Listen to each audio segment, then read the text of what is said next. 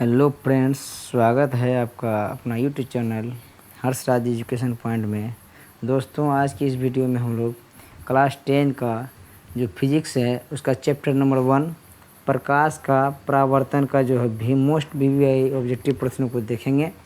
यदि ये वीडियो आप देख लेते हैं तो पहला चैप्टर से जितने भी सवाल पूछे जाएंगे बोर्ड एग्जाम में 2025 में एक भी प्रश्न छूटने वाला नहीं है। तो यदि उससे पहले आप हमारे चैनल पर नए हैं तो कृपया आपसे निवेदन है तो वीडियो को लास्ट तक देखें और वीडियो यदि पसंद आए तो एक लाइक ज़रूर करें और चैनल को सब्सक्राइब ज़रूर करें और बेल आइकन को दबाना बिल्कुल ना भूलें, ताकि क्लास 10 और क्लास 12 के रिलेटेड जो भी तैयारी करना है इस चैनल के माध्यम से कराई जाती है। तो चलिए शुरू करते हैं आज का ये वीडियो।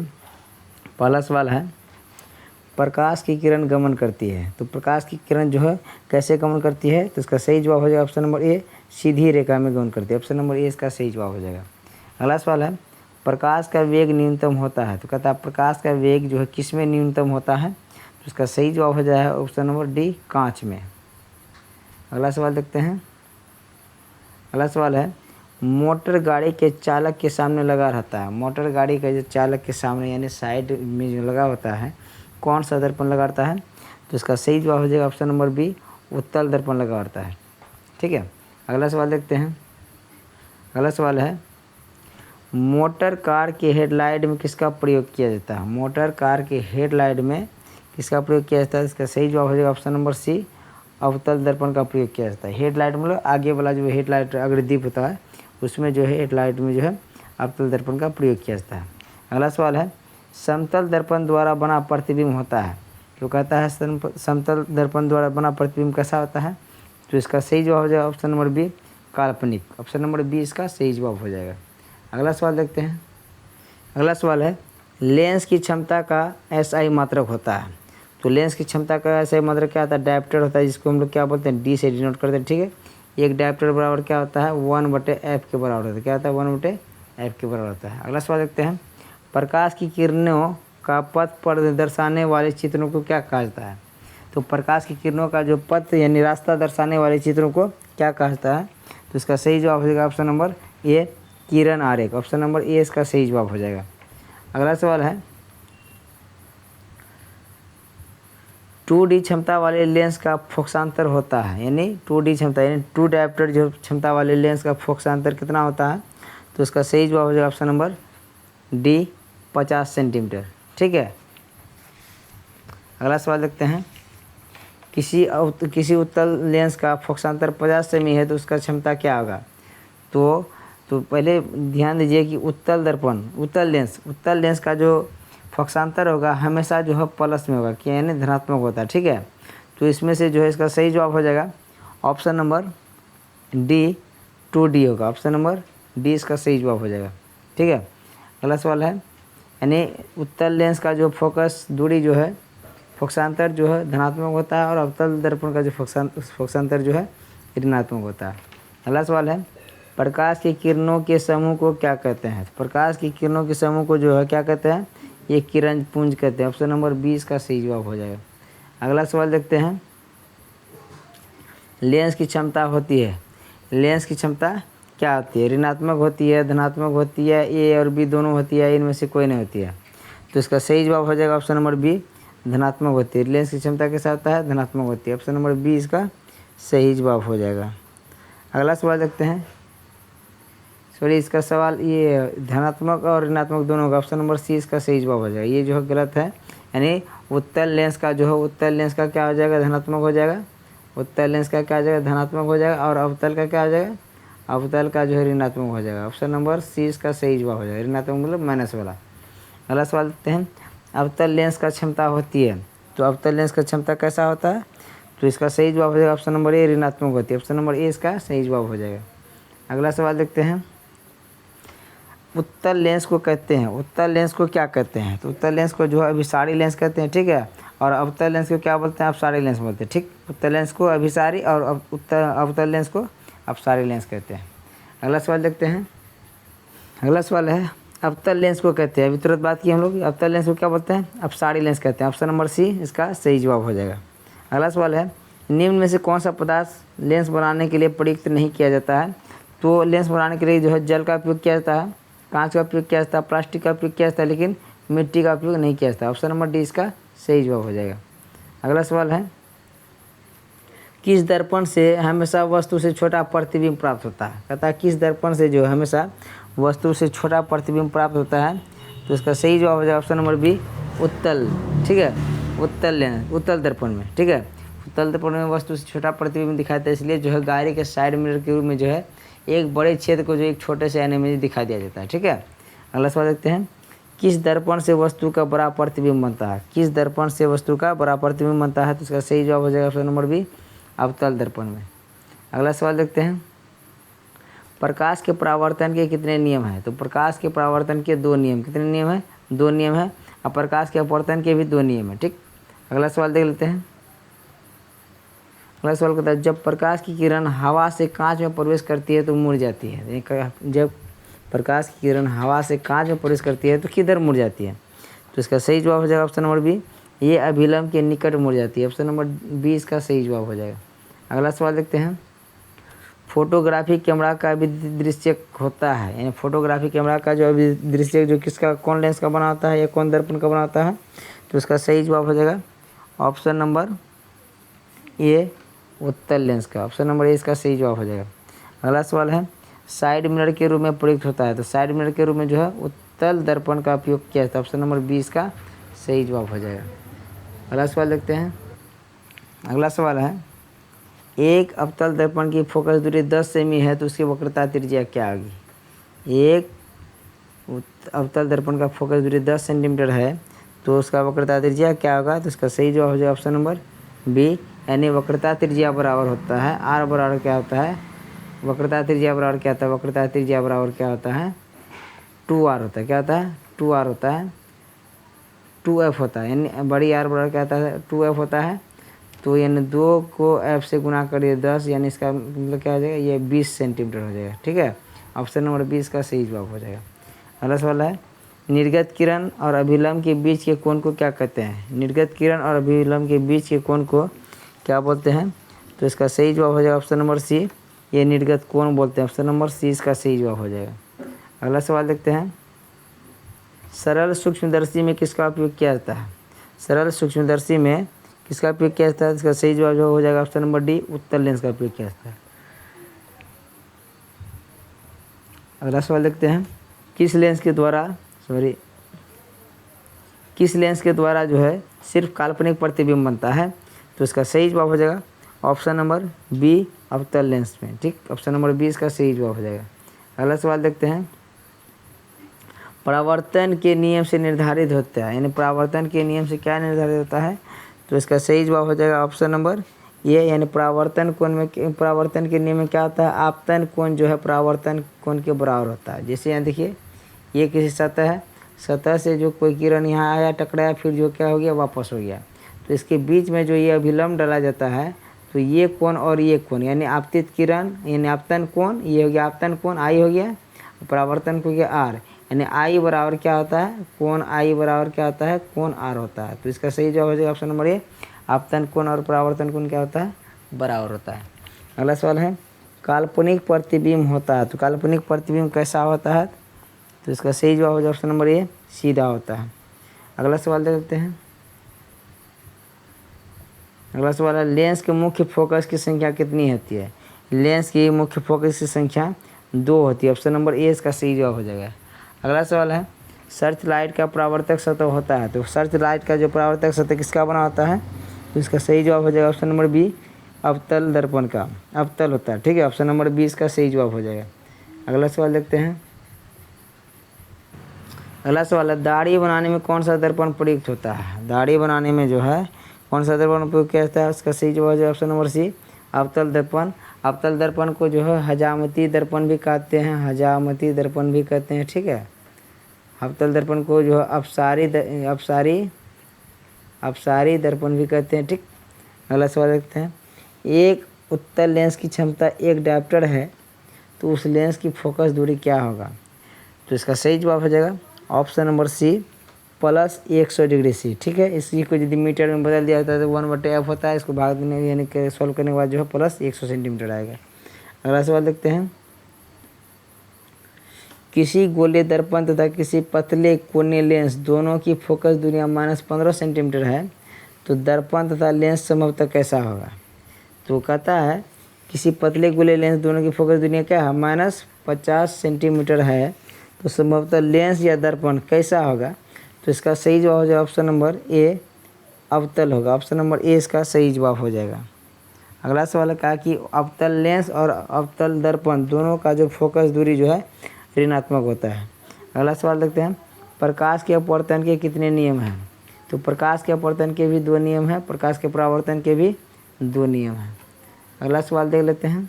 अगला सवाल है किसी माध्यम की अपवर्तनांक का मान होता है, किसी माध्यम के अपवर्तनांक का मान क्या होता है। इसका सही जवाब हो जाएगा sin i/sin r होता है। ऑप्शन नंबर ए इसका सही जवाब हो जाएगा। अगला सवाल है एक उत्तल लेंस होता है, एक उत्तल लेंस क्या होता है। तो एक उत्तल लेंस कैसा होता है, इसका सही जवाब हो जाएगा ऑप्शन नंबर सी, किनारों की अपेक्षा बीच में मोटा होता है, किनारों की अपेक्षा बीच में मोटा, यानी उत्तल लेंस कैसा होता है, ऐसा इस तरह का बना हुआ होता है। ठीक है, इस तरह का बना होता है, यानी किनारों की अपेक्षा जो ये बीच में क्या होता है, मोटा होता है, किनारों में क्या होता है, पतला होता है। ठीक है, दोनों किनारों में क्या होता है, पतला होता है और बीच में मोटा होता है। लेकिन अवतल लेंस इस तरह का होता है, यानी ये जो है इस तरह का बना होता है, यानी किनारों की अपेक्षा जो है बीच में ये मोटा होता है। ऑप्शन इसलिए इसका सही जवाब हो जाएगा ऑप्शन नंबर सी। ठीक, अगला सवाल देखते हैं।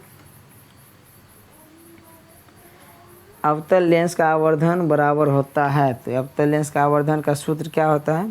तो इसका सही जवाब हो जाएगा ऑप्शन नंबर डी, v/u, प्रतिबिंब की ऊंचाई बटे बीम की ऊंचाई।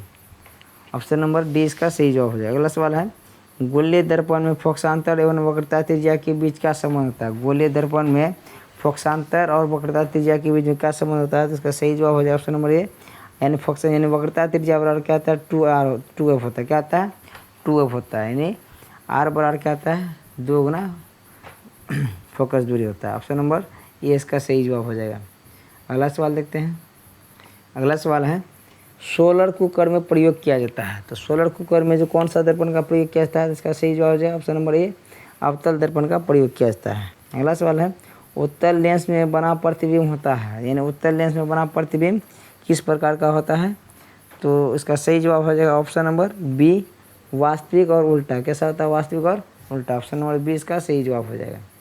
अगला सवाल देखते हैं। अगला सवाल है उत्तल लेंस में जब f और 2f के बीच रखा जाता है तब बना प्रतिबिंब कैसा होता है। उत्तल लेंस में जब बीम यानी बीम मतलब क्या था, वस्तु को f और 2f के बीच में रखा जाता है तो प्रतिबिंब किस क्वालिटी का होता है। तो इसका सही जवाब हो जाएगा ऑप्शन नंबर ए, बड़ा और वास्तविक होता है। ऑप्शन नंबर ए इसका सही जवाब हो जाएगा। अगला सवाल देखते हैं। दो वक्र पृष्ठों से घिरे ठोस माध्यम को क्या कहते हैं। दो वक्र पृष्ठों से घिरे ठोस माध्यम को क्या कहते हैं। इसका सही जवाब हो जाएगा ऑप्शन नंबर सी, गोलीय लेंस कहते हैं। ऑप्शन नंबर सी इसका सही जवाब हो जाएगा। अगला सवाल देखते हैं। अगला सवाल है वह गोलीय दर्पण जो बाहर की तरफ वक्रित होता है उसको क्या बोलते हैं। बाहर की तरफ वक्रित इस तरह का होता है तो इसको हम लोग क्या बोलते हैं, ये बोलते हैं उसको उत्तल दर्पण बोलते हैं। ऑप्शन नंबर सी इसका सही जवाब हो जाएगा। अगला सवाल है गोलीय दर्पण के परावर्तक पृष्ठ के केंद्र को दर्पण का क्या कहा जाता है। कहता है गोलीय दर्पण के परावर्तक पृष्ठ के केंद्र को जो है क्या कहा जाता है। तो इसका सही जवाब हो जाएगा ऑप्शन नंबर बी, ये ध्रुव कहा जाता है। ऑप्शन नंबर सी इसका सही जवाब हो जाएगा। अगला सवाल देखते हैं। किसी लेंस द्वारा उत्पन्न आवर्धन का ऐसा ही मात्रक होता है तो इसका सही जवाब हो जाएगा ऑप्शन नंबर डी, यानी लेंस का जो आवर्धन का मात्रक जो आवर्धन मात्रक विहीन होता है। ऑप्शन नंबर डी इसका सही जवाब है। कहा कि यदि सेंटीमीटर में है तो सेंटीमीटर हो जाएगा, मीटर में है तो मीटर हो जाएगा, किलोमीटर में तो किलोमीटर होगा, इसलिए जो ये मात्रक विहीन है। अगला सवाल है लेंस के केंद्रीय बिंदु को क्या कहते हैं। लेंस के केंद्रीय बिंदु को क्या कहते हैं। तो इसका सही जवाब हो जाएगा ऑप्शन नंबर बी, प्रकाशिक केंद्र कहते हैं। ऑप्शन नंबर बी इसका सही जवाब हो जाएगा। अगला सवाल देखते हैं। अगला सवाल है किसी शब्दकोश में पाए गए छोटे अक्षरों को पढ़ते समय आप निम्न में से कौन सा लेंस पसंद करेंगे। कहता है किसी शब्दकोश में पाए गए छोटे अक्षरों को पढ़ने के लिए कौन सा लेंस का प्रयोग किया जाएगा। तो इसका सही जवाब हो जाएगा option number D 5 centimetre focus दूरी का उत्तल लेंस का प्रयोग करेंगे। ऑप्शन नंबर डी इसका सही जवाब हो जाएगा। अगला सवाल है इनमें से कौन दर्पण सूत्र है? दर्पण सूत्र क्या होता है? तो इसका सही जवाब हो जाएगा option number A 1/v plus 1/u बराबर क्या होता है? 1/f होता है। 1/v प्लस 1/u बराबर क्या होता है? 1/f होता है। ठीक है, तो इसका सही जवाब हो जाएगा ऑप्शन नंबर ए दर्पण सूत्र यही होता है। अगला सवाल देखते हैं। अगला सवाल है गोलीय दर्पण का वक्रता केंद्र को किस अक्ष से निरूपित किया जाता है? कहता है गोलीय दर्पण का वक्रता केंद्र को किस अक्ष से निरूपित किया जाता है? तो इसका सही जवाब हो जाएगा ऑप्शन नंबर ए सी से। ऑप्शन नंबर सी इसका सही जवाब हो जाएगा। अगला सवाल है निर्वात में प्रकाश की चाल कितना होता है? तो निर्वात में प्रकाश की चाल जो है 3 × 10⁸ मीटर प्रति सेकेंड होता है। यहाँ पे थोड़ा मिस्टेक है, 3 × 10⁸ मीटर प्रति सेकेंड होता है निर्वात में प्रकाश की चाल। ऑप्शन नंबर ये इसका सही जवाब हो जाएगा। अगला सवाल है दंत विशेषज्ञ मरीजों के दांतों का बड़ा प्रतिबिंब देखने के लिए किस दर्पण का उपयोग करते हैं? यानी दांत के चिकित्सक जो है मरीजों का दांत देखने के लिए जो कौन सा दर्पण का प्रयोग करते हैं? तो इसका सही जवाब हो जाए ऑप्शन नंबर ए अवतल दर्पण का प्रयोग करते हैं। अगला सवाल देखते हैं। अगला सवाल है पतले लेंस का आवर्धन क्षमता होती है, यानी पतले लेंस का आवर्धन क्षमता जो है क्या होता है? तो इसका सही जवाब हो जाएगा ऑप्शन नंबर ए कम होता है। अगला सवाल है मोटे लेंस की आवर्धन क्षमता होती है, तो मोटे लेंस का आवर्धन क्षमता क्या होता है? अधिक होता है। ऑप्शन नंबर 20 का सही जवाब हो जाएगा। यानी पतले का कम होता है और मोटे का ज़्यादा होता है। ऑप्शन नंबर 20 का सही जवाब हो जाएगा। अगला सवाल देखते हैं। अगला सवाल है अवतल दर्पण के ध्रुव और मुख्य फोकस के बीच रखे बीम की प्रतिबिंब की प्रकृति क्या होगी? तो इसका सही जवाब हो जाएगा ऑप्शन नंबर बी आभासी और सीधी होगा। ऑप्शन नंबर 20 का सही जवाब हो जाएगा। अगला सवाल है लेंस का प्रकाशिक केंद्र और मुख्य फोकस के बीच रखे बीम की प्रतिबिंब की प्रकृति क्या होगी? तो इसका सही जवाब हो जाएगा ऑप्शन नंबर बी आभासी और सीधी होगी। ऑप्शन नंबर 20 का सही जवाब हो जाएगा। अगला सवाल देखते हैं।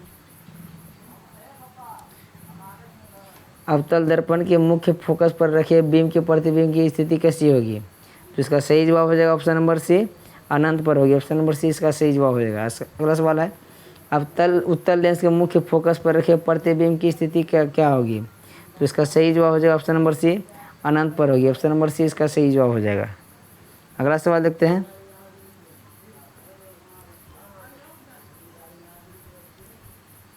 अवतल लेंस के मुख्य फोकस पर रखे बीम का प्रतिबिंब की स्थिति कैसा होगा? कहता अवतल लेंस के मुख्य फोकस पर रखे बीम का प्रतिबिंब की स्थिति कैसा होगा? तो इसका सही जवाब हो जाएगा ऑप्शन नंबर बी प्रकाशिक केंद्र और फोकस के बीच में होगा। ऑप्शन नंबर 20 का सही जवाब हो जाएगा। अगला सवाल देखते हैं।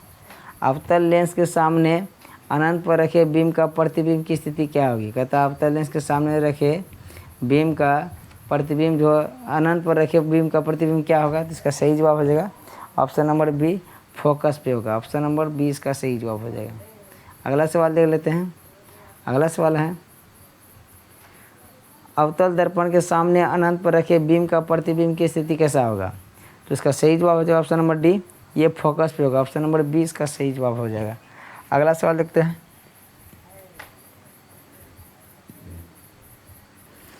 अगला सवाल है लेंस के प्रकाशिक केंद्र से गुजरने वाले प्रकाश किरण अपवर्तन के पश्चात क्या होगा? तो इसका सही जवाब हो जाएगा ऑप्शन नंबर बी ये 7 रंगों में विभक्त हो जाएगी। यानी श्वेत प्रकाश कितने रंगों का मिश्रण होता है?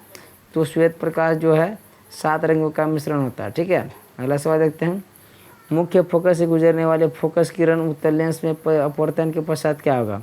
तो इसका सही जवाब हो जाएगा ऑप्शन नंबर बी ये निर्गत किरण मुख्य अक्ष के समांतर जाती है। ठीक, ऑप्शन नंबर 20 का सही जवाब हो जाएगा। अगला सवाल है मुख्य अक्ष के समांतर आने वाले कोई प्रकाश किरण अवतल लेंस से अपवर्तन के पश्चात क्या होगा? तो इसका सही जवाब हो जाएगा ऑप्शन नंबर डी निर्गत किरण मुख्य अक्ष से दूर जाती है। क्या होता है? निर्गत किरण मुख्य अक्ष से दूर जाती है। तो दोस्तों ये था चैप्टर नंबर 1 का जो है क्लास 10 का फिजिक्स का चैप्टर नंबर 1 प्रकाश का परावर्तन से रिलेटेड महत्वपूर्ण ऑब्जेक्टिव। तो दोस्तों कृपया चैनल को सब्सक्राइब करके जो है हमें सपोर्ट करने का प्रयास करें। इस चैनल के माध्यम से आपको क्लास 10 और क्लास 12 का जो है फुल्ली ऑब्जेक्टिव यानी ऑब्जेक्टिव और सब्जेक्टिव प्रश्नों का जो है तैयारी कराया जाएगा। तो तब तक के लिए धन्यवाद, मिलते हैं अगले वीडियो में। जय हिंद।